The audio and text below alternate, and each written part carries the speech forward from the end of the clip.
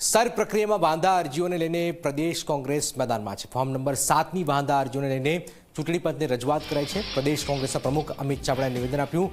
સરના નામે મતાધિકાર છીનવાઈ રહ્યું છે। અમિત ચાવડાએ વાત કરી છે। ડ્રાફ્ટ રોલ જાહેર થયા બાદ ફોર્મ નંબર 7 ભરાયા છે।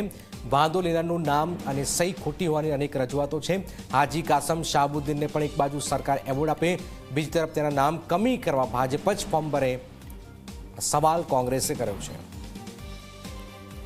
હદ તો ત્યારે થાય છે કે જ્યારે સરકાર એક બાજુ શાહબુદ્દીન રાઠોડ જેવા વિશ્વવિખ્યાત હાસ્યકાર કલાકાર છે એને પદ્મશ્રીનો એવોર્ડ આપે અને બીજી બાજુ એનું નામ કમી કરવા માટે ભાજપના લોકો દ્વારા ફોર્મ નંબર 7 ભરવામાં આવે।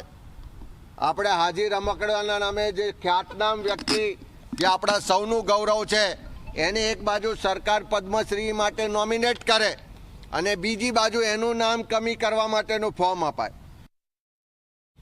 એક બાજુ ચૂંટણી અધિકારીઓ દ્વારા ભાજપના નામે રિસિપ્ટ સુરતમાં આપવામાં આવે છે કે ભારતીય જનતા પાર્ટી દ્વારા 9,700 કરતાં વધારે ફોર્મ અમને મળ્યા છે અને બીજી બાજુ આ જ ચૂંટણી કમિશનર એમ કહે છે કે અમે ઓનલાઈન જે એન્ટ્રી કરી છે એટલા જ ફોર્મ મળ્યા કહેવાય અને એનો આંકડો 1 લાખ કરતાં વધારે જ છે।